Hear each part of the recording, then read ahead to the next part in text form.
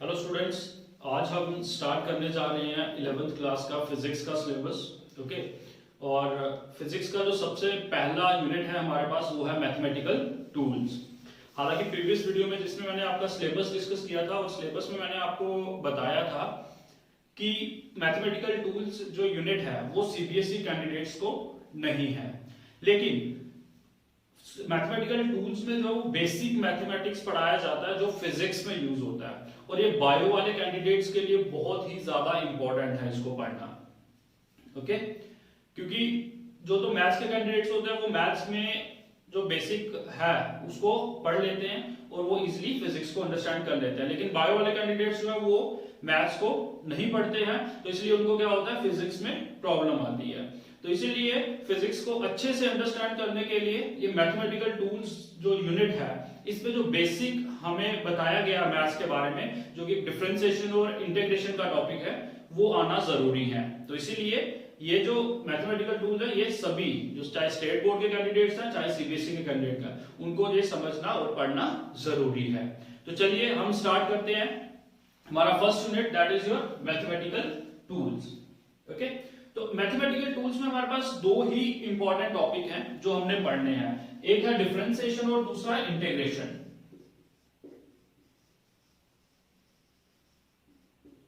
Differentiation and second is your integration.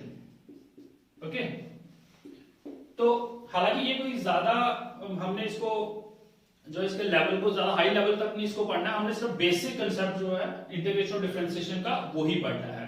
ठीक है, तो लेकिन डिफरेंशिएशन या इंटीग्रेशन को स्टार्ट करने से पहले आपको कुछ बेसिक डेफिनेशंस जैसे मैंने यहाँ पे लिखी हुई है, quantity, function, limit of function और डिफरेंशियल कोएफिशिएंट आना जरूरी है।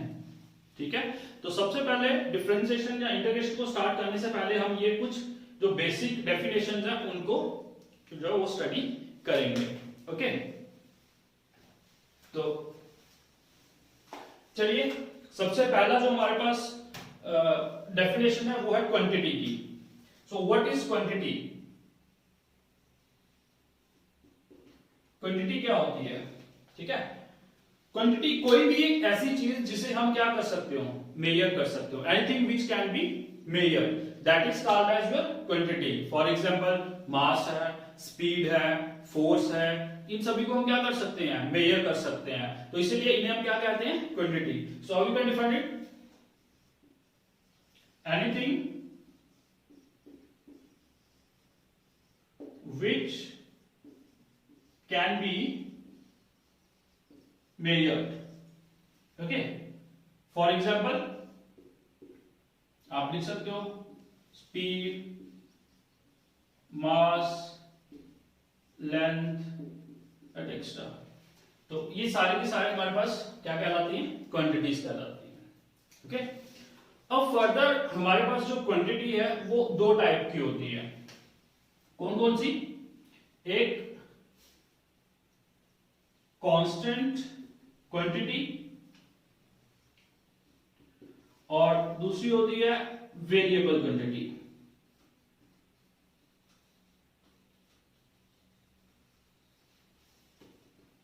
Okay, constant quantity and variable quantity. अब कांस्टेंट क्वांटिटी वो क्वांटिटीज होती हैं जिनकी वैल्यू कभी भी चेंज नहीं होती है। फॉर एग्जाम्पल आपके इंटीजर्स हैं, ठीक है, उनकी वैल्यूज कभी चेंज होती है, नहीं होती है। आपकी फ्रैक्शंस हैं, ठीक है, तो उसकी वैल्यू कभी चेंज होती है। फ्रैक्शन में कोई भी चीज है, जैसे सपोज फॉर एग्जांपल आपके पास आप लिखते हो 10/2, तो इसकी वैल्यू हमेशा क्या रहेगी, 5 ही रहेगी। क्लियर है ये चीज? तो कहने का मतलब जब कोई भी आप लिखते हो, जैसे आप लिखते हो 11/2, तो ये कितना हो जाएगा, 5.5। तो फ्रैक्शन जो है उनकी भी वैल्यू क्या होती है, कांस्टेंट होती है। या फिर पाई है, पाई की वैल्यू कितनी होती है, 3.14 या फिर 22.7। तो constant quantities are those quantities whose value can not be change. ठीक है, जिनकी वैल्यू जो है कभी भी चेंज ना हो। हुज वैल्यू मैं यहां पे लिख देता हूं,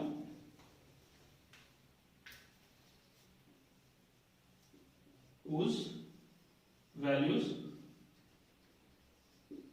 कैन नॉट बी चेंज।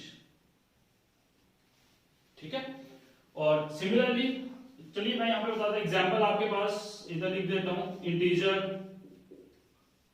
ठीक है, फ्रैक्शन, पाई, ठीक है, एक्सपोनेंशियल एटसेट्रा, इनकी वैल्यू जो है वो क्या रहती हैं, कांस्टेंट रहती हैं, क्लियर है।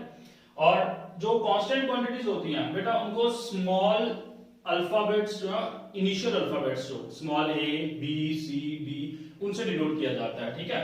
तो it is denoted with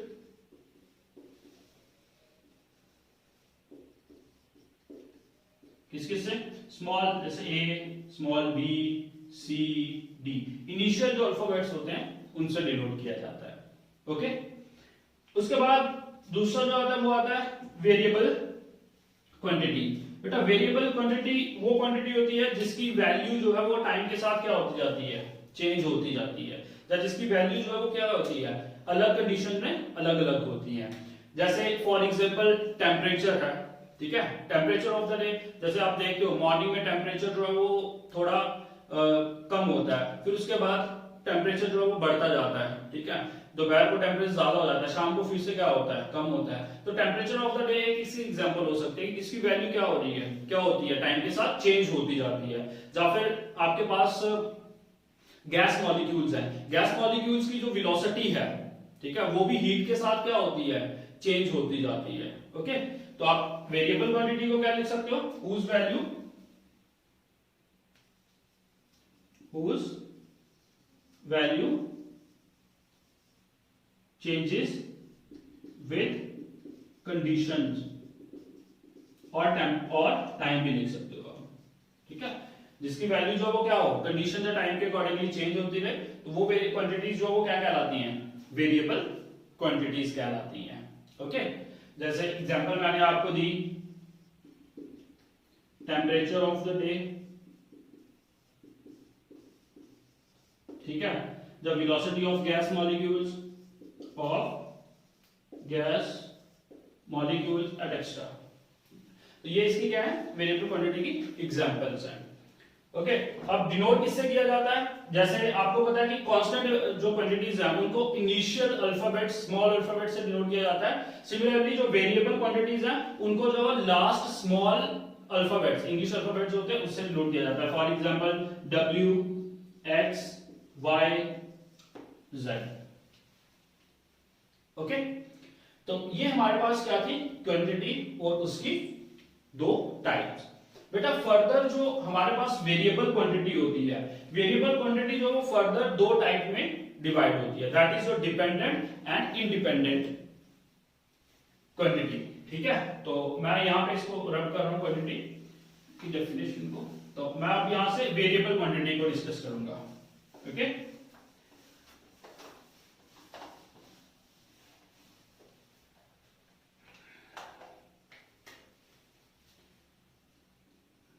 variable quantity, okay. तो बेटा ये वेरिएबल क्वांटिटी है, इसका एक होता है dependent variable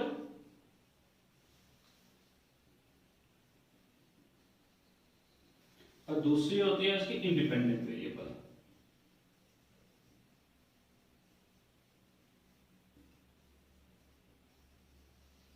okay. Dependent variable and independent variable. अब डिपेंडेंट और इंडिपेंडेंट को अगर आप ऐसे नॉर्मली समझोगे तो आपको पता चला होगा डिपेंडेंट जो किसी के ऊपर डिपेंड होगा और इंडिपेंडेंट जो किसी के ऊपर डिपेंड नहीं होगा। तो सेम वैसे जैसे फॉर एग्जांपल मैं यहां पे देखिए, सपोज मेरे पास एक फंक्शन है y is equal to 2x plus 1, ठीक है, ये एक इक्वेशन है मेरे पास। तो अगर मैं यहां पे x की वैल्यू को 1 पुट करता हूं तो y की वैल्यू क्या आएगी 2, x की प्लेस पे क्या पुट करूंगा 1 plus 1 that is 2 1 2 2 plus 1 3, okay. अगर मैं x की प्लेस के ऊपर 2 पुट करता हूं तो क्या आएगा y is equal to 2 into 2 plus 1, तो कितना हो जाएगा 2 2 4 4 प्लस 1 5, ठीक है। अब अगर आप देखोगे तो यहां पे x जो है वो अपनी मर्जी की वैल्यूज ले रहा है, ठीक है, x को 1 पुट कर रहे हैं, 2 पुट कर रहे हैं, या 3 पुट करेंगे, 4 करेंगे, तो वो अपनी मर्जी की वैल्यू जो है वो ले रहा है। लेकिन y जो है वो x के ऊपर डिपेंड है, क्योंकि y की वैल्यू जो है वो x के ऊपर डिपेंड है, क्योंकि अगर x1 जो वैल्यू लेगा उसके अकॉर्डिंगली ही y की वैल्यू बनेगी। इसका मतलब क्या हुआ कि y जो है वो हमारे पास क्या है, डिपेंडेंट वेरिएबल। क्या है ये, डिपेंडेंट वेरिएबल, मतलब वो अपनी वैल्यू के लिए किसी दूसरे वेरिएबल के ऊपर डिपेंडेंट है। ओके, और जो x है हमारे पास, x जो है वो हमारे पास क्या है, इंडिपेंडेंट वेरिएबल, इंडिपेंडेंट वेरिएबल, क्योंकि वो अपनी मर्जी से कोई भी वैल्यू जो है उसको चूज कर रहा है। क्लियर है ये चीज, ठीक है। सो डिपेंडेंट वेरिएबल कौन सा होगा, जो अपनी वैल्यू के लिए दूसरे वेरिएबल के ऊपर डिपेंड होगा, और इंडिपेंडेंट वेरिएबल जो है वो दूसरे के ऊपर अपनी वैल्यू के लिए डिपेंड नहीं होगा। तो अगर आप इसको डिफाइन करना चाहो डिपेंडेंट वेरिएबल को, तो आप इस तरह कैसे कर सकते हो, variable whose value depend on the other variable. ठीक है, और इंडिपेंडेंट के लिए क्या लिखोगे, whose value does not depend on other variable. Okay, तो ये हमारे पास वेरिएबल क्वांटिटी की फर्दर दो, क्योंकि डिपेंडेंट वेरिएबल और इंडिपेंडेंट वेरिएबल जब हम डिफरेंशिएशन की बात करेंगे तो वहां पे डिपेंडेंट और इंडिपेंडेंट का दोनों का रोल रहेगा, तो इसलिए इसको अच्छे से समझ लेना। ठीक है, तो हमारे पास जो फर्स्ट था क्वांटिटी, ठीक है, क्वांटिटी जो वो हमने डिस्कस कर ली, उसमें हमारे पास क्या आया, क्वांटिटी की दो डेफिनेशंस आई। ओके, कांस्टेंट और वेरिएबल, और फर्दर वेरिएबल की दो क्वांटिटीज आई, डिपेंडेंट और इंडिपेंडेंट वेरिएबल, वो अब हम दोनों डिस्कस कर लिए। अब हम नेक्स्ट जो है वो डिस्कस करने जा रहे हैं फंक्शन। ओके, चलिए तो अब हम बात करेंगे फंक्शन की, कि फंक्शन होता क्या है। देखिए, जैसे फंक्शन की डेफिनेशन लिखी गई है, मैंने लिखा when two variables are so related that the value of one variable is depend on the other, then the one variable whose value depend on other is called as function of other।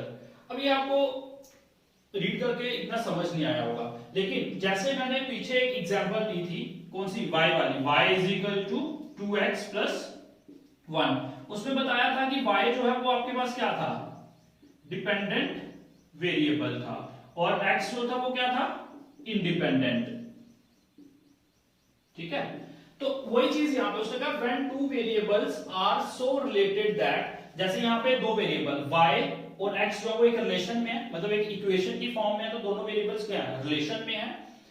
The value of one variable is depend on the other, मतलब value of one मतलब y की value of y is depend on the other, मतलब on x। अगर मैं ये example लूं, तो value of one variable that is value of y is depend upon the value of other that is value of x, then the one variable whose value depend on the other, one variable कौन सा, जिसकी value depend है other पे, मतलब y की value जो है वो किसके ऊपर डिपेंड है, x के ऊपर डिपेंड है, तो हम क्या कहेंगे, y is called as the function of x। बेटा, जो वेरिएबल जिसके ऊपर डिपेंड होता है वो उसका फंक्शन कहलाता है। जैसे y जो था वो x के ऊपर डिपेंड था, तो हम उसको कैसे लिखेंगे, y is equal to f of x, या फिर आप इसको कहते हैं y is the function of, f का मतलब हुआ फंक्शन ऑफ x। ओके, तो अब ये चीज समझ आ गई कि डेफिनेशन में क्या लिखा था, when two variables are so related that the value of one variable is depend on the other, then the one variable whose value depend on the other is called as function of other। मतलब y जो है वो x के ऊपर depend था, तो इसीलिए y जो है वो किसका फंक्शन कहलाया, x का फंक्शन कहलाया। बेटा बात समझ आई? नहीं तो चलिए एक और एग्जांपल ले लेता हूं। ठीक है, जैसे हमारे पास area of circle, area of circle is equal to क्या होता है, area of circle A is equal to pi r square, यही होगा।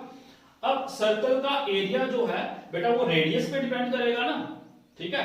अगर रेडियस r जो है वो क्या है 1 सेंटीमीटर है, तो आपके पास एरिया क्या बनेगा पाई इंटू 1, मतलब आप ऐसे लिख सकते हो 3.14 इंटू 1 का स्क्वायर, ठीक है 3.14। ऐसे ही अगर रेडियस क्या होगा 2 सेंटीमीटर होगा, तो एरिया क्या बनेगा a is equal to 3.14 into 2 का स्क्वायर, तो इसकी भी कोई वैल्यू आएगी। तो कहने का मतलब क्या है कि आपके पास एरिया जो है वो किसके ऊपर डिपेंड है, रेडियस ऑफ द सर्कल के ऊपर डिपेंड है।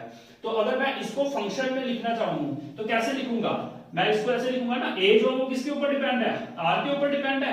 a जो है वो आपका क्या हो गया डिपेंडेंट वेरिएबल, एरिया जो है वो डिपेंडेंट वेरिएबल है, और रेडियस जो है वो क्या है इंडिपेंडेंट वेरिएबल है। तो हम इसको कैसे लिखेंगे, a is equal to f of r, या फिर इसको क्या कहेंगे area of circle is equal to function of r, a is f of r। Clear है ये चीज। So this is called as your function, इसे हम क्या कहते हैं फंक्शन कहते हैं बेटा। क्लियर है ये चीज। अब इसी के साथ मैं आपके साथ बात करूंगा लिमिट ऑफ फंक्शन। अब यहां पे देखिए फंक्शन के बारे में हमने बात कर ली, अब हम बात करेंगे लिमिट ऑफ फंक्शन कि लिमिट ऑफ फंक्शन जो है वो क्या होता है। तो चलिए लिमिट ऑफ फंक्शन को थोड़ा डिस्कस कर लेते हैं, वो भी सिंपल है।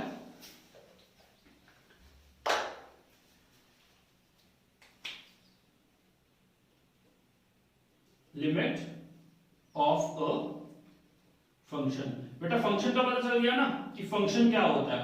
अब वो बात कर रहा है कि फंक्शन जो है उसकी लिमिट क्या होती है, तो मतलब उसको कैसे हम लिखते हैं। देखिए वो कहता है कि सपोज अगर कोई भी मेरे पास एक फंक्शन है f ऑफ x, एक जनरल फंक्शन है, ठीक है। फंक्शन को आप ऐसे ही लिखते हैं, अभी मैंने पीछे बताया। कोई भी एक मेरे पास फंक्शन है f ऑफ x, और इस फंक्शन को अगर मैं लिमिट लगाता हूं, क्या लगाता हूं लिमिट। बेटा लिमिट को शॉर्ट में LT से डिनोट करते हैं, या फिर कई बुक में LIM, शॉर्ट में लिमिट को जा तो LT लिखा होता है, ठीक है, या फिर LIM भी लिखा होता है, तो आप कुछ भी लिख सकते हो, ठीक है। Limit x goes to a। अब देखिए x, ये एरो जो है वो क्या रिप्रेजेंट करता है, इसको हम ऐसे बोलते हैं x, एरो को बोलेंगे गोज टू या फिर टेंड्स टू, आप कुछ भी बोल सकते हो। तो इसको ऐसे बोला जाता है x goes to a and a is any integer, a जो वो कोई भी इंटीजर हो सकता है। तो कहते हैं कि अगर हम किसी भी फंक्शन को एक लिमिट लगाते हैं तो वो हमें एक मैक्सिमम वैल्यू प्रोवाइड करती है, ठीक है, लेट इट बी x, तो सॉरी l, ठीक है। तो जैसे अब इसमें एक एग्जांपल देता हूं, वहां से आपको अच्छे से अंडरस्टैंड हो जाएगा। जैसे फॉर एग्जांपल अगर कोई एक फंक्शन है मेरे पास, सपोज मेरे पास कोई फंक्शन है 4x प्लस 1, ये क्या आ गया फंक्शन, जो f ऑफ x है उसको क्या लिया हमने 4x प्लस 1। अब इसको लिमिट लगाई गई, limit x goes to 1, x goes to 1 का मतलब कि x की जो मैक्सिमम वैल्यू है वो क्या होगी 1 होगी, विच इज इक्वल टू, अब ये जो लिमिट दी होती है ना x गोज टू 1, तो इसका मतलब होता है कि हम x की प्लेस पे क्या कर सकते हैं 1 पुट करेंगे। अगर सपोज मैं x की प्लेस पे क्या पुट करूंगा 1 पुट करूंगा, तो कितनी वैल्यू आएगी 4 into 1 4 plus 1 5। तो अगर यहां पे देखोगे ये हमारे पास क्या था f ऑफ x था, फंक्शन था, ये हमारे पास क्या थी लिमिट थी, और ये हमारे पास मैक्सिमम वैल्यू थी जो l ली है यहां पे हमने। तो उसने कहा कि अगर हम किसी भी फंक्शन को एक लिमिट प्रोवाइड करते हैं, मतलब कहने का ये है कि लिमिट का मतलब ये होता है कि ये ज्यादा से ज्यादा मैक्सिमम वैल्यू आपको कितनी देगा, ये वाला फंक्शन अगर x गोज टू 1, अगर मैक्सिमम वैल्यू x कितनी देगा आपको 1 देगा, तो आपके पास फंक्शन की मैक्सिमम वैल्यू कितनी आ सकती है 5 आ सकती है, इससे ज्यादा नहीं आ सकती, ठीक है। So this is called as your limit of a function. Clear है ये चीज, ओके। तो अब हमारे पास लास्ट जो टॉपिक आता है इसका वो है डिफरेंशियल कोएफिशिएंट। डिफरेंशियल कोएफिशिएंट बहुत ज्यादा इंपॉर्टेंट है डिफरेंशिएशन को अंडरस्टैंड करने के लिए। तो चलिए let's start with the differential coefficient. Okay बेटा, डिफरेंशियल कोएफिशिएंट में मैं कुछ स्टेप्स जो हैं वो लूंगा और उन स्टेप्स को आपने याद रखना है, क्योंकि जब आप डिफरेंशिएशन करोगे, ठीक है, आगे, तो डिफरेंशिएशन में वो स्टेप्स जो है वो आपने बार बार यूज करने हैं। तो वो मैं यहीं पे आपको समझा दूंगा और इसको अच्छे से अंडरस्टैंड, जिसको डिफरेंशियल कोएफिशिएंट की मैथमेटिकल कैलकुलेशन अच्छे से समझ आ गई, मतलब उसको डिफरेंशिएशन समझ आ गया सारा। ओके, तो चलिए हमारे पास अब है डिफरेंशियल कोएफिशिएंट। Differential coefficient. अब डिफरेंशियल कोएफिशिएंट है क्या? सबसे पहले हम इसको ड्राइव करेंगे कि डिफरेंशियल कोएफिशिएंट को किस तरीके से ड्राइव किया गया है, ठीक है। तो इसमें कुछ स्टेप्स हैं जो आपको याद रखने हैं, ठीक है। इसका कोई पर्टिकुलर मेथड नहीं है कि हम किसी मेथड को फॉलो कर रहे हैं, हमारे पास स्टेप्स होते हैं, हम उनको यूज करते हैं और उसके बाद जो वो फाइनली हमारे पास डिफरेंशियल कोएफिशिएंट जो है वो ड्राइव हो जाता है, ठीक है, किसी भी वेरिएबल का। तो चलिए सबसे पहला स्टेप जो है वो क्या लेना है, मैं यहाँ पे ऐसे स्टेप वाइज लिख देता हूं, आपको लिखने की जरूरत नहीं है स्टेप पेपर में, ठीक है। जैसे आपके पास फर्स्ट स्टेप आपने लेना है, आपने लेट करना है किसी भी एक फंक्शन को y is equal to f of x. किसी भी एक फंक्शन को आपने क्या लेट कर लिया, y लेट कर लिया। Okay, this is your first equation. Okay, now second step आपको क्या करना है, you have to give the increment. बेटा इंक्रीमेंट क्या होता है? इंक्रीमेंट अगर मैं सिंपल सी चीज लूं, तो अगर सपोज आपके पास 10 kg शुगर है, ठीक है, और अगर उस 10 kg शुगर में मैं 500 ग्राम शुगर और ऐड करता हूं, तो मतलब एक लार्ज क्वांटिटी में मैंने क्या किया, स्मॉल क्वांटिटी को ऐड किया, मतलब एक लार्ज क्वांटिटी में हमने इंक्रीमेंट किया। तो सिमिलरली हमें नेक्स्ट स्टेप में क्या करना है, ये जो दो वेरिएबल है, वेरिएबल यहाँ पे कौन कौन सा है, y और x, इन दोनों में हमने क्या करना है, इंक्रीमेंट लगाना है। तो वेरिएबल में इंक्रीमेंट कैसे लगाते हैं वो मैं बताता हूं, इसको लिखिए del x as it is suppose del x is the increment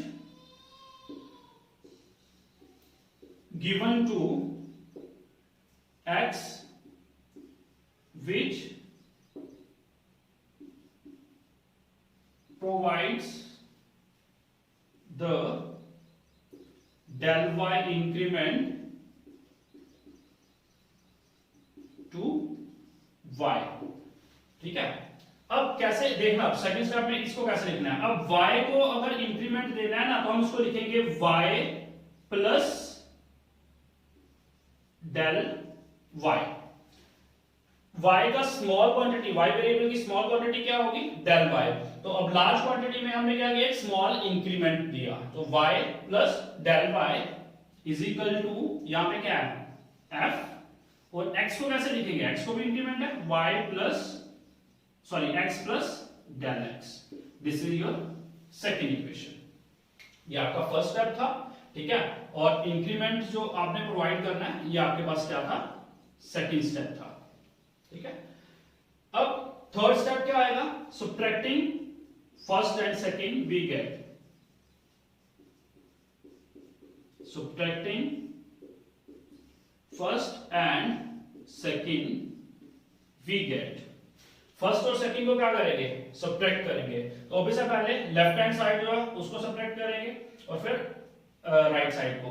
तो ऑब्वियसली बड़ी में से छोटी को माइनस करेंगे, तो ये वैल्यू बड़ी है, तो मैं तो लिखूंगा y plus del y minus y is equal to, उसका ये क्या बचेगा, f of x plus del x minus, यहां पे क्या है आपके पास, f ऑफ x।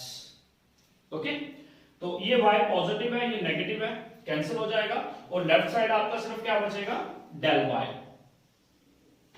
ओके, तो ये जो डेल y है इसको मैं लिखूंगा del y is equal to, यहां पे क्या बचेगा, f of x plus del x minus f of x। Okay, अब ये आ गया थर्ड स्टेप। फोर्थ स्टेप अब हमने क्या करना है, हमने करना है divide both side by del x. ये हमारे पास फोर्थ स्टेप है बेटा, ये स्टेप्स आपने याद रखने हैं, ठीक है। डिवाइड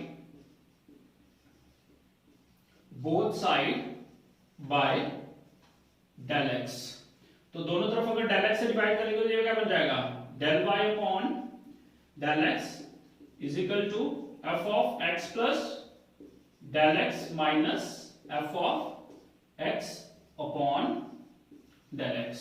ये हमारे पास कितने स्टेप हो गए टोटल हमने किए, फर्स्ट, सेकंड, थर्ड और ये आ गया फोर्थ। और अब हमारे पास जो लास्ट और फाइनल स्टेप आता है फिफ्थ, वो आता है apply limit del x goes to 0 to both side. हमने दोनों तरफ क्या करना है, लिमिट को अप्लाई करना है। लिमिट कौन सी अप्लाई करनी है, del x goes to 0। Okay, तो चलिए हमारे पास ये आ जाएगा del y upon del x limit del x goes to 0। इस तरफ भी इंप्लीमेंट कर दिया, दूसरी तरफ भी करेंगे, limit del x goes to 0 f of x plus del x minus f of x upon del x. बेटा लिमिट को कैसे अप्लाई करते हैं देख रहे हो, जैसे लिमिट को ऊपर लिखा मैंने शॉर्ट में और उसके नीचे लिखा डेल एक्स गोज टू 0, ठीक है। आपको सीधे एक लाइन में नहीं लिखना होता है इसको, लिमिट को जब भी अप्लाई करना है इस तरीके से करना है, limit del x goes to 0। Okay, तो ये फिफ्थ स्टेप जो वो हमारे पास यहाँ पे हमने अप्लाई कर दिया, तो हमारे पास रिजल्ट आया ये। अब यहां पे एक चीज बेटा आपने याद रखनी है कि कैलकुलस में हम इस चीज को, इन कैलकुलस हम इसको कैसे लिखते हैं, dy अपॉन dx, ठीक है, इसको लिखते हैं dy अपॉन dx, ठीक है। This is the differential equation, sorry differential coefficient of y with respect to x। ये क्या आपके पास, मैं इधर लिख देता हूं, differential coefficient of y with respect to x।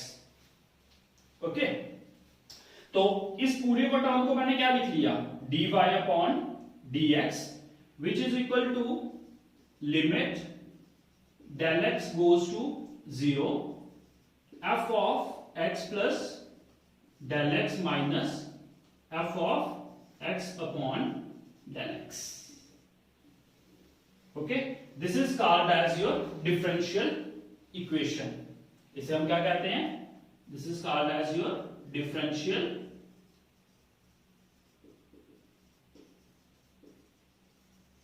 equation. बेटा एक चीज याद रखना, ये जो सिंपली ये dy अपॉन dx है, ठीक है, इसे हम कहते हैं डिफरेंशियल कोएफिशिएंट। ये आप देख रहे हो, इसे हम क्या कहते हैं, डिफरेंशियल कोएफिशिएंट कहते हैं, जिसकी वैल्यू को हमने जो है वो क्या करना था, फाइंड आउट करना था। तो यहां पे हमने डिफरेंशियल कोएफिशिएंट की वैल्यू को फाइंड आउट कर लिया, that is dy upon dx is equal to limit del x goes to 0 f of x plus del x minus f x upon del x। Okay, तो इसे हम क्या कहते हैं, इंडिविजुअली डिफरेंशियल कोएफिशिएंट, और पूरी इक्वेशन को हम क्या कहते हैं, डिफरेंशियल इक्वेशन कहते हैं। ओके, अब मैं यहां पे थोड़ा सा डिफरेंशिएशन के बारे में बता देता हूं, क्योंकि डिफरेंशिएशन में हम डिफरेंशियल कोएफिशिएंट की वैल्यू को फाइंड आउट करते हैं, ठीक है।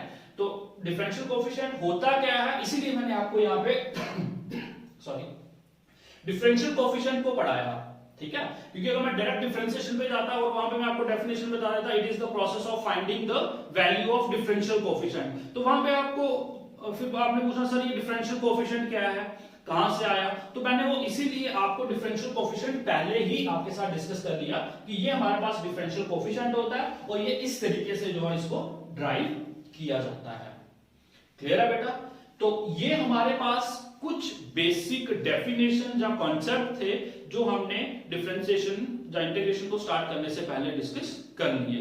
अब हम नेक्स्ट वीडियो में जो है वो डिफरेंशिएशन को स्टार्ट करेंगे और उसके जो फॉर्मूलाज हैं और उसके जो क्वेश्चंस हैं वो भी हम ड्राइव करेंगे। तो बेटा आपको अगर आप लेटेस्ट वीडियोस जो है उसकी अपडेट आप तक आती रहे तो प्लीज लाइक करिए, शेयर करिए और सब्सक्राइब करिए मेरे चैनल को। और हाँ, बेल आइकन को जरूर दबाइएगा क्योंकि उससे आपको लेटेस्ट वीडियो जो है उसकी अपडेट आती रहेगी। Okay, thank you.